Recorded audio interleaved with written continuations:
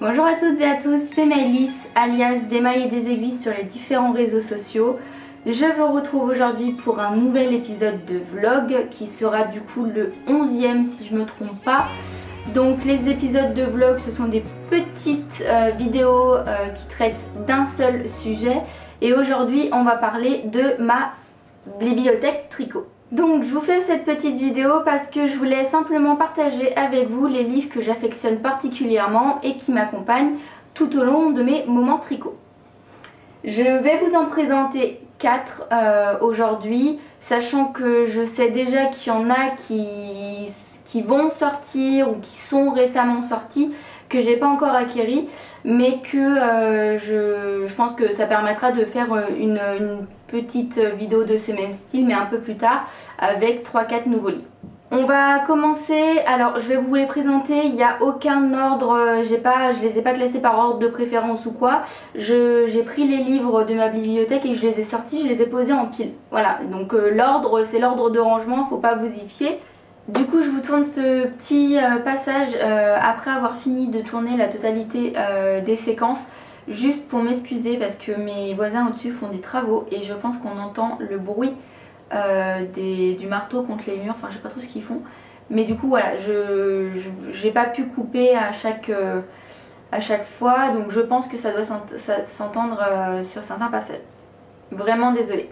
Alors, il est très fort probable que vous connaissiez déjà les livres que je vais vous présenter, mais je pensais que ça pouvait apporter un point de vue différent, donc c'est pour ça que je vous les présente aujourd'hui. On va commencer du coup avec le premier livre qui est le livre Je me mets au tricot qui a été écrit par Liz Taylor. Voilà. Alors c'est un livre qui coûte 18 € et qui a été publié aux éditions Erol. Liz Taylor, c'est une tricoteuse, couturière, podcasteuse, instagrammeuse, et maintenant elle est propriétaire de sa propre boutique où elle vend eh bien, des tissus, un petit peu de mercerie. Je sais qu'elle a ouvert sa boutique sur Lyon, qu'elle va revendre les laines de chez La Bien-Aimée. Voilà. C'est quelqu'un qui est dans le milieu depuis très longtemps et qui a décidé du coup d'écrire son livre pour donner toutes les techniques de tricot moderne on va dire, et pouvoir aider les personnes qui souhaitaient se lancer dans le tricot. Donc c'est un livre qui est très bien fait, où il y a pas mal de chapitres. Je vais essayer de prendre la bonne page. 12, 13, 17. Il y a 17 chapitres en tout qui traitent de différents sujets. Donc celui-là il est bien parce qu'il est vraiment il est global. En fait elle parle du matériel, de la laine, de l'échantillon, comment comprendre un patron et vraiment les bases du tricot. Donc monter les mailles endroit, les mailles envers, les mailles de torse, les augmentations, les diminutions, les différentes manières de rabattre les mailles. Comment tricoter en rond, les rangs raccourcis, un petit point sur le tricot en anglais, et ça je trouve ça super pratique parce qu'il y a quand même pas mal de personnes qui ont peur de se lancer dans le tricot en anglais, donc il y a un petit lexique, les torsades, le jacquard, les finitions, le blocage, et enfin un petit chapitre sur comment réparer ses erreurs. Donc c'est un livre qui est très bien fait, je peux vous montrer, il est pas mal illustré, voilà. Donc les photos, ce sont les photos de Liz, et quand il y a des schémas, c'est les illustrations de Paul Trudel-Bellemare, il me semble. Oui, c'est ça. Qui est également tricoteuse. Voilà. Que vous dire de plus? Moi c'est un livre que j'ai toujours quasiment à proximité de moi. Alors moins maintenant parce que j'ai l'édition numéro 2, je vous en parle juste après. Mais honnêtement il y a toutes les techniques qui sont répertoriées dedans. Quand je pars en déplacement ou quand je pars en vacances, alors en déplacement un peu moins mais en vacances, des fois je prends le livre parce que je me dis bah tiens il y a peut-être des techniques, il y a des techniques que je ne connais pas par cœur. Et il faut à chaque fois que je me réfère soit à une vidéo, soit à des explications. Et en l'occurrence, je prends très souvent les explications écrites dans un livre de Liz Taylor. Voilà, que vous dire de plus? Je trouve qu'il est vraiment pas mal fait. parce que quand on a besoin de chercher une information précise, on regarde dans le sommaire, paf, on a la page. On n'est pas obligé de refeuilleter tout le livre, il est vraiment bien découpé et je trouve qu'il a été très bien pensé. Voilà, ça c'est pour le premier livre. Le second livre du coup, pareil, il est de Liz Taylor aux éditions Erol et ce coup-ci il coûte 21 €. Et le titre c'est Je deviens expert tricot. Voilà, donc ces livres-là, enfin ce livre-là, si vous voulez, il est dans la continuité de celui-là. C'est-à-dire que ça c'est le niveau débutant et ça c'est le niveau, alors pas forcément expert parce que c'est pour le devenir, donc on va dire que c'est pour le niveau intermédiaire, jusqu'à confirmer parce qu'il y a des choses, je suis sûre que vous allez apprendre avec ce livre. Et du coup le but c'est de vraiment maîtriser des techniques un peu plus approfondies, de soigner ses finitions et puis voilà, d'aller un peu plus loin dans le tricot. Donc ce coup-ci il est découpé en 11 chapitres. Je vais vous les balayer rapidement. Donc il y a des choses qu'on retrouve, je vous le cache pas, il y a des choses qui sont dans le premier livre, celui-ci, qu'on retrouve dans le second ici.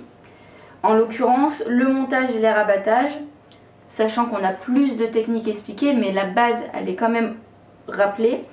Le point brioche, tricoter des chaussettes, tricoter de la dentelle, tricoter des châles, tricoter en volume.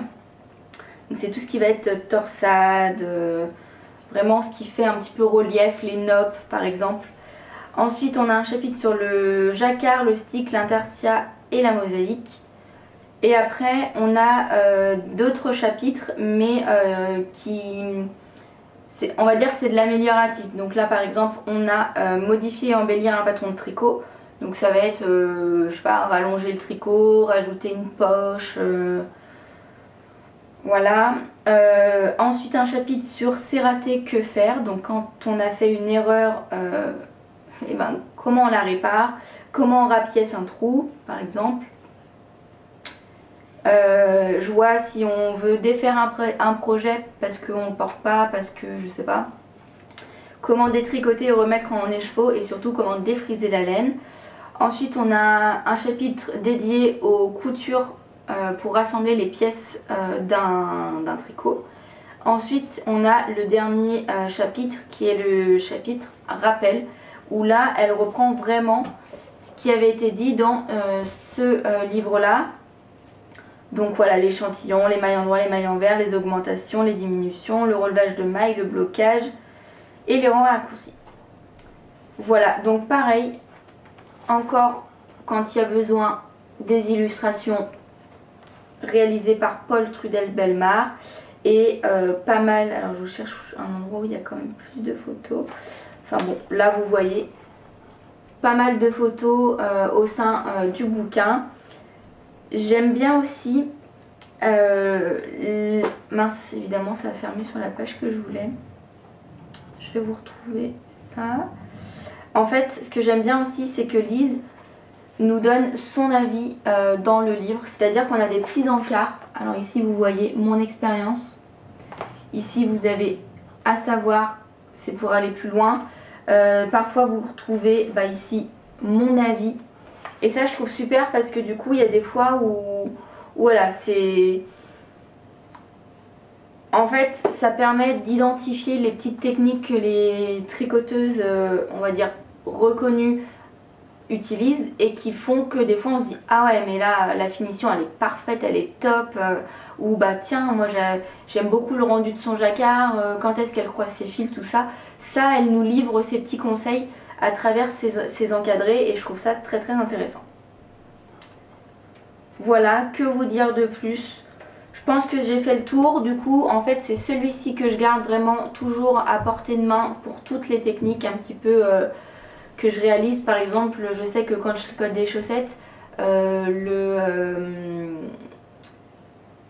Judy's Magic Caston je le connais pas par cœur. Je ne sais plus forcément quelle aiguille passe en dessous, quelle aiguille passe au dessus. Et bah forcément je vais aller au chapitre chaussettes et il y a ce montage, entre autres parce qu'elle en explique d'autres pour monter les chaussettes par la pointe, mais qui est détaillé avec les illustrations et puis les étapes. étape 1 il faut faire ci, étape 2 il faut faire ça, étape 3 etc. Et après elle vous dit répétez les étapes 1 à temps pour avoir le nombre de mailles souhaité. Voilà, donc ça c'est pour ce livre. Et puis voilà, je pense que j'ai pas mal fait le tour. Je trouve qu'ils sont vraiment complémentaires parce que là on a vraiment les bases, là on va un peu plus loin. Mais si jamais vous êtes déjà une tricoteuse ou un tricoteur, on va dire confirmé ou intermédiaire, peut-être que ce livre là vous conviendra tout simplement, vous n'aurez pas forcément besoin d'investir dans celui-ci. Voilà. Ensuite, troisième livre dont je voulais vous parler, c'est le livre Tricoter le jacquard en rond de Anna Dervoet. Donc, hop, je vous montre la couverture. Voilà, c'est un livre qui est vendu 19,90 € aux éditions Erol encore une fois. Donc Anna Dervoet, elle est aussi connue sous le nom de Elong avec Anna, qui est du coup une tricoteuse et une designeuse de, enfin une créatrice de patrons, pardon. Assez renommé. En tout cas ce livre il est vraiment dédié à la technique du jacquard en rond. C'est très intéressant parce que moi quand je l'ai acheté je n'avais jamais tricoté de jacquard. Du coup ça me faisait un petit peu peur et le livre en fait aborde vraiment toutes les techniques et explique tout ce qu'il faut savoir avant de se lancer dans un jacquard.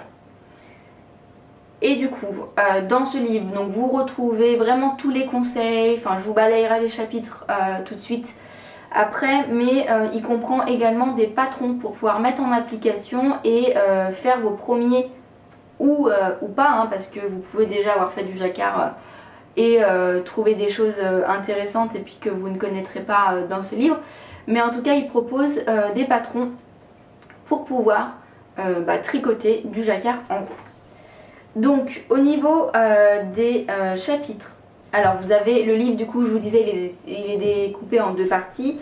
Dans la première partie, Anna vous explique les différents types de jacquard, le matériel, comment lire un diagramme, comment choisir son modèle, comment choisir ses couleurs. Je suis désolée je coupe mais il y a mon voisin au-dessus qui fait des travaux et du coup je pense que ça s'entend énormément à la caméra. Donc je continue sur l'énumération des chapitres. Vous avez après tricoter un échantillon en rond, tricoter en jacquard intersia, tricoter du jacquard stranded, donc c'est les différents types de jacquard, comment gérer la tension du fil, qu'est-ce que la technique du stick et faire les finitions du tricot. Voilà. Ensuite vous avez 5 patrons dans ce livre là. Donc le bonnet Blisco que vous voyez en couverture, le pull Elveline que vous voyez ici. Ensuite vous avez le pull Boffel et le pull et le gilet Scafell. Alors je vais essayer de vous les montrer, je ne sais pas s'il y a des photos en entière. Ça c'est le pull Boffel.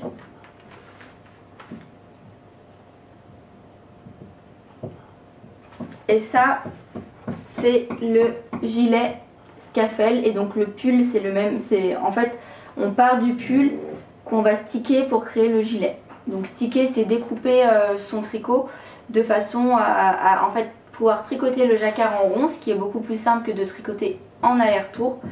Et ensuite on vient découper, on sécurise, on vient découper notre tricot et on rajoute les pattes de boutonnage qui sont ici. Voilà. Donc écoutez, moi quand je l'ai eu, j'ai lu toute la partie technique d'un coup. Comme ça je me suis vraiment imprégnée de ça. Enfin, comment dire, pour moi c'était vraiment une nouveauté. Donc du coup c'était vraiment un apprentissage. La lecture des techniques et puis des conseils, pour moi ça a vraiment permis d'amorcer la phase d'apprentissage du tricot, enfin du jacquard au tricot. Et ensuite la deuxième phase d'apprentissage pour moi ça a été de me lancer et de tricoter un projet en jacquard, en rond. Donc pour moi j'ai tricoté 2 exemplaires du bonnet que vous trouvez ici, qui est le bonnet Blisco, et je l'ai fait à chaque fois en taille enfant pour offrir. Donc voilà, c'est pas un livre que j'ai tout le temps à côté de moi parce qu'on tricote pas tous les jours du jacquard. Enfin moi pour ma part je ne tricote pas tous les jours du jacquard, mais je suis quand même ravie de l'avoir dans ma bibliothèque parce que je sais que si jamais j'en ai besoin, et ben je l'ai facilement sous la main. Enfin, pour terminer, je voulais vous parler du livre de Julie Party, qui est également connue sous le pseudo Lily comme tout, qui a une boutique de mercerie et de laine et qui crée aussi des patrons de tricot. Et donc elle a sorti un livre qui s'appelle 9 mois pour tricoter les indispensables de bébé. Et du coup, vous retrouvez dedans 20 vêtements ou 20 accessoires pour habiller bébé. C'est un livre qui a été produit voilà, à l'édition L'Inédite, donc je ne connaissais pas trop. Mais a priori, il y a d'autres livres de loisirs créatifs qui sont sortis chez cet éditeur. Voilà. Donc moi je l'ai acheté directement sur le site de Lily comme tout et elle me l'a envoyé dédicacé. J'ai également oublié de vous préciser que pour les autres livres, là, les 3 précédents, vous les retrouvez sur la Fnac, Amazon, mais également sur les sites, les boutiques de chaque créatrice, en tout cas Liz Tyler et la Longa avec Anna, qui les vendent également elles-mêmes. Voilà. Celui-ci, je vous avoue que j'ai pas forcément regardé s'il était vendu ailleurs que sur son site. Je l'ai peut-être vu, il me semble que je l'ai vu physiquement à Cultura. À vérifier. En tout cas, ce livre-là, il se découpe. Alors, il y a un tout petit rappel sur, pareil, toutes les techniques. Donc au début du livre, avant d'attaquer avec les patrons, vous avez des petits tutos, entre guillemets, pour vous faire... c'est un rappel pour monter les mailles envers, l'échantillon, etc. Les diminutions, les mailles torses, toutes les techniques qui vont être utilisées dans les patrons. Voilà. Ensuite, le livre, il est découpé au niveau... en fait, comme la grossesse fait 3 trimestres, une grossesse fait 3 trimestres, le livre est découpé en 3 chapitres. Un trimestre correspondant à 3 mois, quoi. Les 3 premiers mois de la grossesse, les 3 suivants, puis les 3 derniers. Et ça permet en fait d'adapter le type de projet tricoté pendant ces mois-là. Par exemple, elle nous explique que dans le premier trimestre, il y a plus de gros ouvrages parce que forcément, il vaut mieux les tricoter au début de sa grossesse. Alors, il vaut mieux, c'est pas un jugement que je dis ça, mais c'est le conseil qu'elle donne dans son livre. Parce que on est plus mobile, ça tient... Enfin, tricoter une couverture par exemple, quand on est enceinte de 8 mois et qu'on est sur le point d'accoucher, j'imagine que c'est moins agréable que quand on est encore pas mal, on a encore pas mal sa mobilité et qu'on peut bouger, porter des choses sur nos genoux. Enfin, laisser poser la couverture sur nos genoux sans que ça nous tienne hyper chaud parce qu'on a déjà le gros ventre qui nous tient chaud. Voilà. Donc ça c'est pour le premier trimestre. Le deuxième trimestre, c'est quasiment tout de la layette. Voilà. Et ensuite le troisième trimestre, c'est des petits projets. Voilà. Donc je vais vous en montrer quelques-uns, sachant qu'il n'y a pas tout, mais moi au niveau de mes préférés. Du coup, alors j'aime beaucoup le gilet classique. Voilà. J'aime beaucoup, je sais pas si on va avoir une photo de la... Ah si, des couvertures. J'aime beaucoup les couvertures de naissance. Voilà, qu'est-ce que je peux vous montrer d'autre? Ça va être où?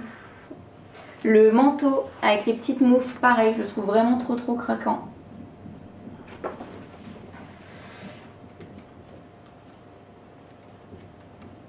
Il y en a vraiment plein, mais j'essaye de vous trouver. Alors voilà, je vais essayer de faire ça comme ça. Le gilet à col châle qui est trop mignon et que je trouve vraiment super, mais vraiment super mignon pour un petit garçon. Après vous avez plein de choses, hein. Ça ce sont des modèles que j'ai déjà fait. Le gilet arc-en-ciel avec le petit bonnet que j'ai trouvé super mignon à faire. Qu'est-ce que j'ai encore fait? Ah bah j'ai fait le pantalon issu de cet ensemble là. Voilà. Et j'ai fait... non, je pense que c'est tout après. Je cherche, mais non, je pense que c'est tout ce que j'ai fait dans ce livre-là. Bon, il y a des petites chaussettes qui sont trop mignonnes, mais vraiment trop mignonnes. Voilà. Et peut-être un dernier pour la route. Ah, je sais pas si on va l'avoir en photo aussi. Ouais, la marinière. Hop, voilà. Donc ce qui est bien dans ce livre, en plus que les projets soient séparés par grossesse, c'est qu'à chaque fois on a des petites fiches avec dessus un récapitulatif de du niveau de difficulté. Donc il y a 3 niveaux de difficulté dans ce livre là pour les patrons. Et du coup bah, le 3 pelote en fait c'est le niveau le plus avancé. Ensuite vous avez débutant, intermédiaire et puis ça doit être confirmé un petit peu. Mais toutes les techniques sont expliquées dans le livre, donc dans la logique vous arrivez... Enfin, si vous êtes débutant, commencez plutôt par un projet identifié en étant débutant, mais vous pourrez évoluer facilement, il y a tout de noté dans ce livre là. Et ensuite vous avez le récapitulatif des tailles et puis un petit descriptif du projet en question. Voilà, donc ça ce sont pour ma bibliothèque, pour les livres qui composent ma bibliothèque tricot. Je vais bientôt en commander d'autres. Je sais qu'il y a le livre Duo de Pauline de Laine Amouré qui est en précommande, donc je pense que je vais bientôt me l'offrir. J'ai eu vent de d'autres livres qui étaient en cours de rédaction, donc j'attends ça avec impatience. Et puis bah, je vous ferai une petite vidéo pour vous présenter les nouveautés dans ma bibliothèque tricot. J'espère que cette vidéo vous aura plu. Si c'est le cas, n'hésitez pas à commenter, à vous abonner et à laisser des petits pouces vers le haut. Je vous fais plein de gros bisous et je vous dis à bientôt. Bye bye.